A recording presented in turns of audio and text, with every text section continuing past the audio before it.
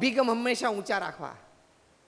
ક્રિકેટનું બેટ લઈને ગ્રાઉન્ડ ઉપર જઈએ ત્યારે હું સેન્ચુરી કરવાનો જ છું, હું જ કરી શકું અને હું કરીશ તો જ મારી ટીમ જીતશે, એવા ભાવ લઈને જ એન્ટર થવાનું.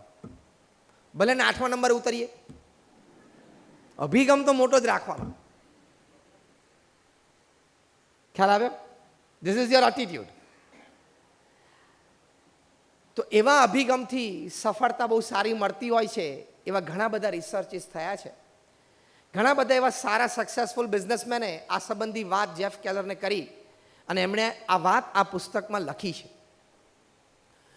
જો લાભ કેવા થાય છે, પહેલો મોટો લાભ એ છે કે by a positive and high attitude you can turn around any situation for your benefit. સંજોગ પરિસ્થિતિ ગમે તે બને, પણ તમારો અભિગમ સવડો હોય ને તો એ સંજોગ અને પરિસ્થિતિને તમે તમારા એડવાન્ટેજમાં ફેરવી શકો. આ બહુ મોટી એક કળા છે. આપણા દેશના સર્વોચ્ચ વ્યક્તિ છે ને, એમની પાસે આ કળા છે કે એમની ઉપર લોકો ગમે તે ફેંકે એ એને મોટી વોટ બેંકમાં ફેરવી શકે.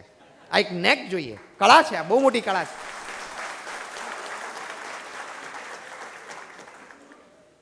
કોકે એમને કહ્યું કે ગુજરાતના ગધેડા, તો કે ગુજરાતની 6 કરોડની પ્રજાને ગધેડા કીધા.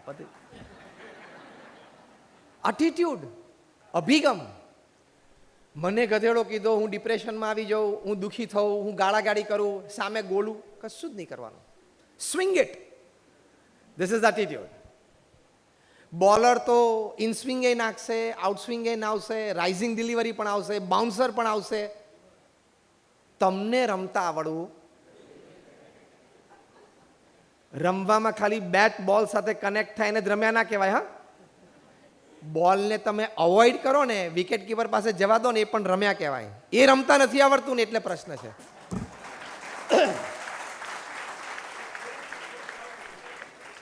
Good batting is not just connecting. Good batting also contains in itself which ball to leave.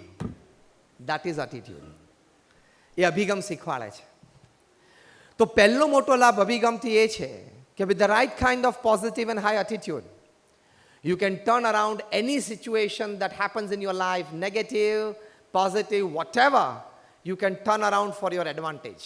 તમારા લાભમાં તમે એ પરિસ્થિતિને ફેરવી શકો છો. આવડત હોવી જોઈએ. એકવાર ભગવાનને મન થયું કે આપણે પૃથ્વીના લોકોને એક સંદેશો આપવો છે.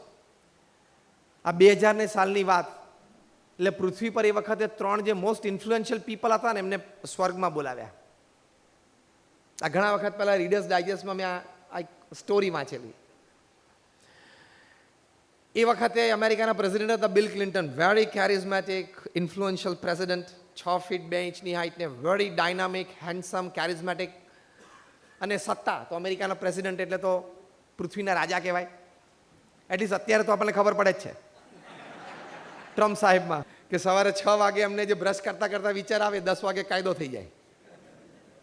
અને હિંમતથી સ્ટેટમેન્ટ આપી દેવાના કે નરેન્દ્ર મોદીએ મને કહેલું કે તમે કાશ્મીરમાં વચ્ચે આવો. ભાઈ, કોણે કહેલું? બીજા હતા બિલ ગેટ્સ, દુનિયાના સૌથી ધનાઢ્ય વ્યક્તિ. ત્રીજા હતા કોલિન પોવેલ, એ વખતે સેક્રેટરી ઓફ સ્ટેટ. અમેરિકામાં જે ડેમોક્રેસી સિસ્ટમ છે, ઇટ ઇઝ પ્રેસિડેન્શિયલ સિસ્ટમ. આપણે અહીંયા પાર્લામેન્ટરી સિસ્ટમ છે. પ્રેસિડેન્શિયલ સિસ્ટમમાં પ્રેસિડેન્ટ પછી મોસ્ટ ઇમ્પોર્ટન્ટ ડિપ્લોમેટ એટલે સેક્રેટરી ઓફ સ્ટેટ. આ 3ને ઉપર બોલાવ્યા. અને પછી ભગવાને કહ્યું કે 3 તમે બહુ ઇન્ફ્લુએન્શિયલ છો, મારે પૃથ્વીના લોકોને એક સંદેશો આપવો છે.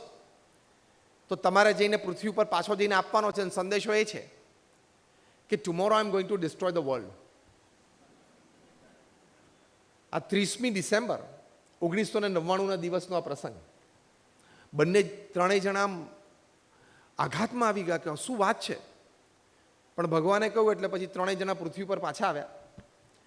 પાછા આવીને પ્રોટોકોલ પ્રમાણે first is American president prime time American TV પર આવ્યા. ફેસિંગ ધ કેમેરા બોલ્યા કે ladies and gentlemen, there is some good news and some bad news. Good news એ છે કે મેં ભગવાનને જોયા, સ્વર્ગ જોયું, બધું એક્ઝિસ્ટિંગ છે, મજા આવે એવું છે. અને બેડ ન્યૂઝ એ છે કે he is going to destroy the world tomorrow. એમ કરીને ઓફ કેમેરા થઈ ગયા. પછી પ્રોટોકોલ પ્રમાણે કોલિન પોવેલ આવ્યા, secretary of state. Well ladies and gentlemen, there is some bad news and some good news. Bill Clinton શું બોલ્યા હતા? કોલિન પોવેલ કે there is some bad news and some good news. Bad news is that my god he exist. ભગવાન છે, is bad news for him. કેમ? એ વખતે ઈરાકમાં શું કરતા હતા ને એમને ખબર હતી, American ફોર્સીસથી. And the good news is that America is finishing off Iraq tomorrow. આમે પૃથ્વીનો નાશ થઈ જવાનો, તો ક્રેડિટ લઈ લો ને. કોઈ પણ પરિસ્થિતિને, સંજોગને તમે તમારા એડવાન્ટેજ માટે ફેરવી શકો છો. And now it was the turn of the most shrewd businessman the planet has ever seen, Bill Gates.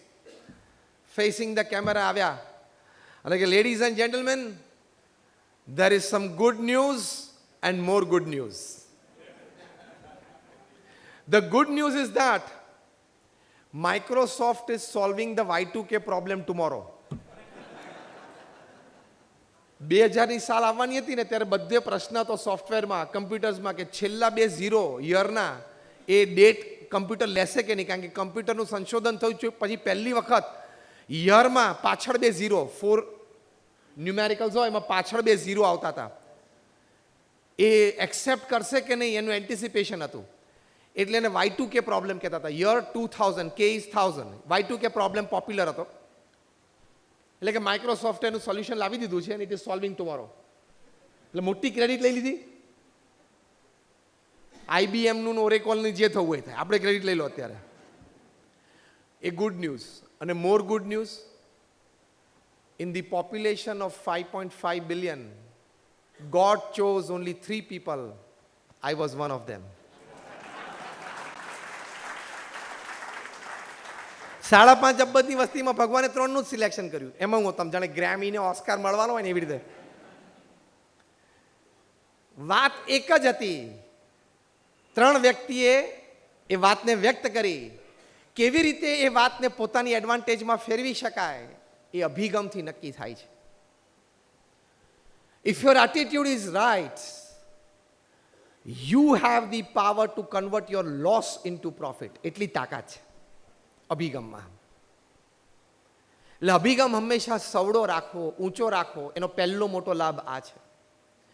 બીજો મોટો લાભ, જો તમારો અભિગમ સવડો હોય ને તાકાતવર હોય, strong and high and positive, તો બીજી મોટી વાત અભિગમથી આપણને લાભ રૂપે જે મળે છે કે તમારી ઘણી બધી સુષુપ્ત શક્તિઓ બહાર આવી જાય. અભિગમ સવડો હોય ને તો તમે પરિસ્થિતિ કે સંજોગ એના ભાર નીચે દબાઈ ના જાઓ કે ના લડી લેશું, થઈ જશે, નહીં વાંધો આવે, આવું પહેલાં એક વખત બનેલું અને આપણે બહાર નીકળી ગયા હતા, લેટ્સ ગો. એ અભિગમથી છે ને તમારી ઘણી બધી લેટન્ટ ટેલેન્ટ્સ છે ને બધી બહાર આવે. આપણે અહીંયા બેઠા છીએ, આપણા બધામાં ભગવાને ઘણી બધી શક્તિઓ મૂકી છે, પણ આપણા અભિગમના નીચે દબાઈ ગઈ. મને ના ફાવે, મારું આ કામ જ નહીં, તું રહેવા દે, તું મને આ પ્રોજેક્ટમાં લઈ ના જઈશ, મને આ નહીં ફાવે, મને આ ગમતું જ નથી, હું તો કોઈ દિવસ કરતો જ નથી, હું આ વસ્તુ શીખ્યો જ નથી, એટલે આ વિભાગ જ મારો નથી. આ બધા ખોટા અભિગમ છે. જો કટોકટીનો સમય આવે ને તો બધું આવડવા માંડે.